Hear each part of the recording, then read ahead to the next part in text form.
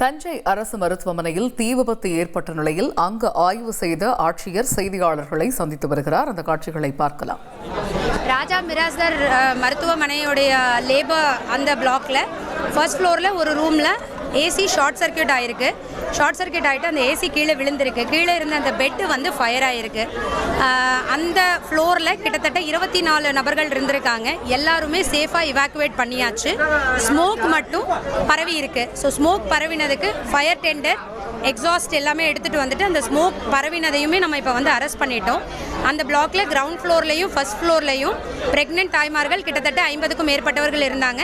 அனைவருமே இவாக்குவேட் பண்ணி சேஃபாக இருக்கக்கூடிய RCH2 அப்படிங்கிற பிளாக்குக்கு நம்ம வந்து ஷிஃப்ட் பண்ணிட்டோம். ஸோ எந்த உயிர் சேதமோ எந்த காயமோ யாருக்குமே இல்லை. லிஃப்ட்டு பாத்ரூம் எல்லாத்தையுமே நம்ம வந்து செக் பண்ணிட்டோம். எங்கேயுமே யாருமே மாட்டி இல்லை. ஃபுல்லாகவே ஷிஃப்ட் ஆயாச்சு. அந்த முதல் 2 செய்திகளை உடனுக்குடன் தெரிந்து கொள்ள உடனே சப்ஸ்கிரைப் பண்ணுங்க.